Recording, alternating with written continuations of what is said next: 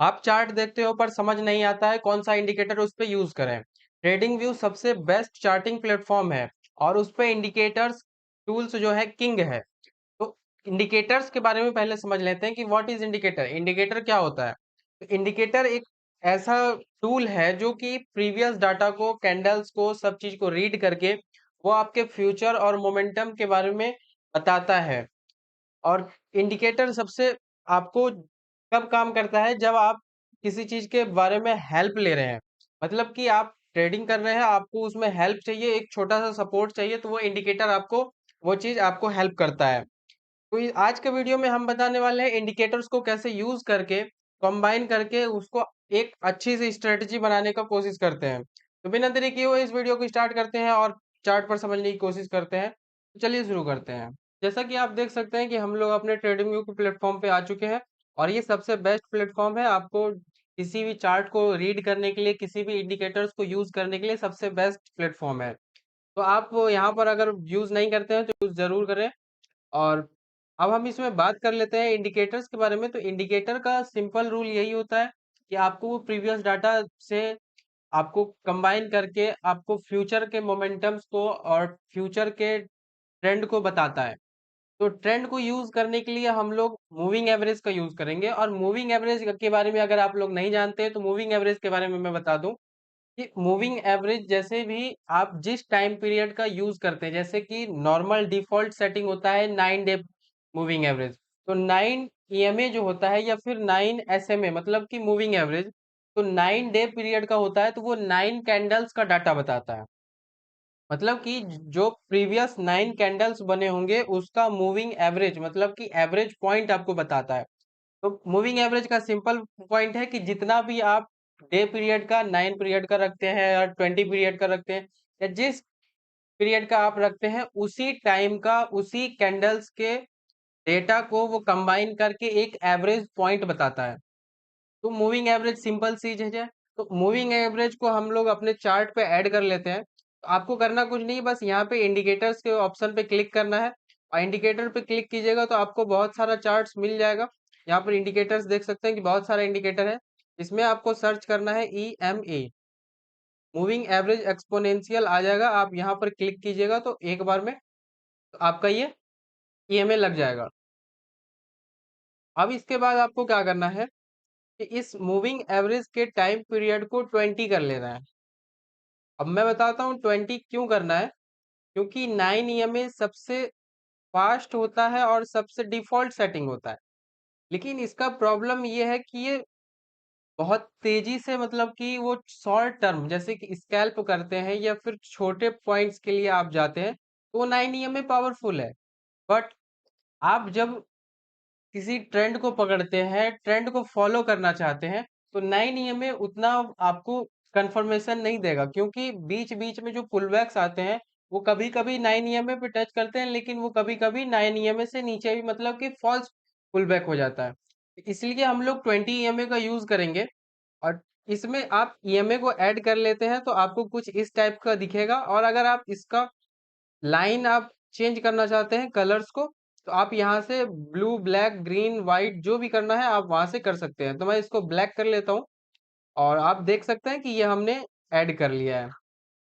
तो 9 EMA के बाद हमें, जैसा कि आप देख सकते हैं कि चार्ट पर हमें बहुत सारा एंट्री एग्जिट भी देखने को मिलेगा इसमें। तो जैसे ही हम लोग 9 EMA को प्लॉट करने के बाद 20 EMA का हम सेटिंग कर लेते हैं, तो इसमें आपको अब दिख रहा है कि कभी प्राइस नीचे आ रहा है और यहाँ से बाउंस कर जा रहा है, और कभी इसके प्राइस के नीचे आता है लेकिन फिर बैक हो जाता है, मतलब कि इस जगह फॉल्स ब्रेकआउट हो जाता है, फॉल्स सिग्नल देता है। इस चीज को हमें फिल्टर आउट करना पड़ेगा। मतलब कि इस चीज के स्ट्रेंथ को भी पता करना पड़ेगा कि मार्केट में कौन सा स्ट्रेंथ है। तो स्ट्रेंथ के बारे में हमको पता करने के लिए आपको एक और इंडिकेटर का यूज करना पड़ेगा जिसका नाम है RSI। RSI मतलब कि रिलेटिव स्ट्रेंथ इंडेक्स।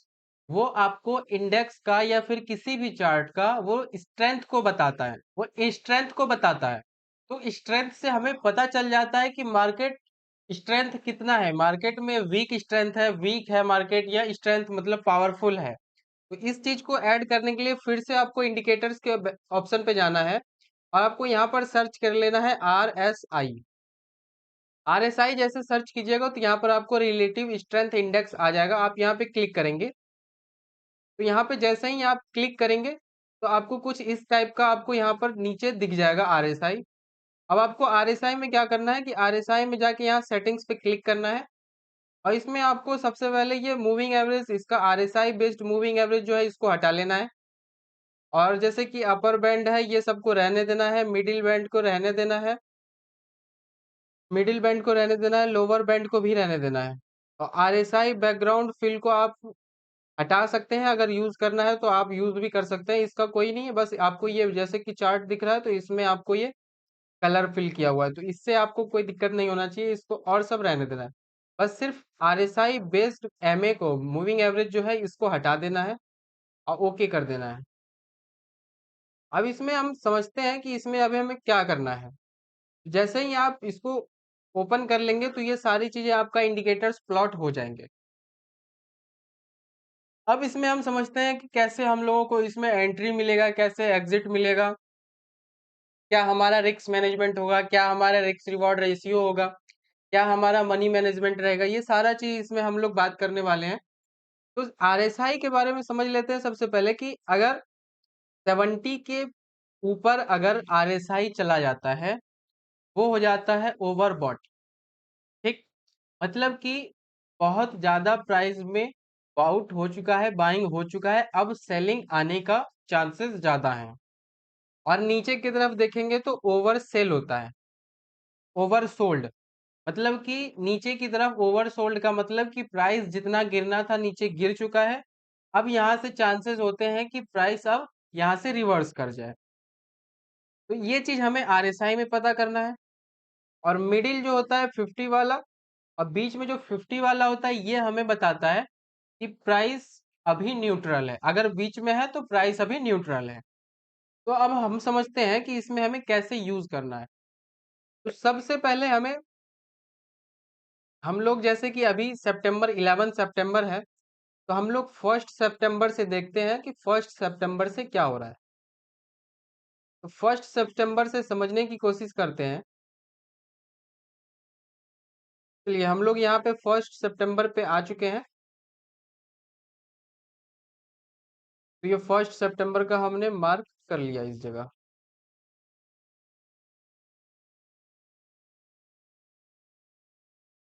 तो दोस्तों ये लाइन हमने मार्क कर लिया है 1 सितंबर का।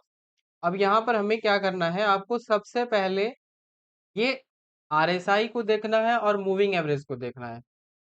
तो RSI को हम लोग देखते हैं तो RSI हमें दिख रहा है कि 70 से ऊपर जा चुका है और ये ओवर बॉट में चला चुका है। तो हमें अब इसमें सेलिंग का पोजीशन ढूंढने की कोशिश करना है। तो सेलिंग का पोजीशन ढूंढने की कोशिश करना है तो आप जैसे ही EMA को देखिएगा, 20 EM मूविंग एवरेज को, तो यहाँ पर देखिएगा कि प्राइस ने 20 मूविंग एवरेज को नीचे डाउन से क्रॉस कर दिया। तो कैंडल ने मूविंग एवरेज को नीचे क्रॉस कर दिया और हमें दिख रहा है कि अब प्राइस भी नीचे जा रहा है, मतलब कि ओवरबॉट से अब नीचे की तरफ शिफ्ट होना शुरू हो चुका है। तो हम लोगों ने क्या करना है कि यहाँ पर अब हमें सेलिंग का पोजीशन के लिए अप्लाई करना है, क्योंकि स्ट्रेंथ हमें पता चल रहा है कि स्ट्रेंथ डाउन हो रहा है, मतलब नीचे की तरफ हो रहा है, तो मतलब मार्केट नीचे जाने वाला है। इसमें हम लोग फिर से अब शॉर्ट पोजीशन यहाँ पर डालेंगे और जस्ट कैंडल के हाई का हमें स्टॉप लॉस रखना है। जस्ट कैंडल का जो स्विंग हाई होता है, स्विंग में हमें स्टॉप लॉस रखना है। और मूविंग एवरेज को आप जब तक 20 EMA के ऊपर क्रॉस ना कर दे तब तक आप होल्ड कर सकते हैं, या फिर आप फिक्स रिस्क रिवॉर्ड फॉलो कर सकते हैं। मतलब कि फिक्स रिस्क रिवॉर्ड मतलब कि आप 1:2 फॉलो कर सकते हैं या 1:3 फॉलो कर सकते हैं। तो जैसा कि हमारा एसेट है क्रिप्टो एसेट, और क्रिप्टो एसेट में आप जो भी प्लेटफॉर्म पे ट्रेड करते हैं वहां पर आपको हैवी चार्जेस और ब्रोकरेज देना पड़ता है।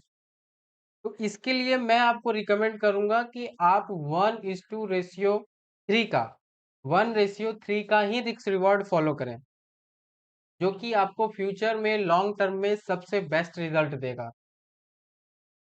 तो हम इसमें 1:3 का ही रिस्क रिवॉर्ड फॉलो करने वाले हैं। तो आप देख सकते हैं कि हमें रिस्क रिवॉर्ड 1:3 का हमें आसानी से मिल गया है।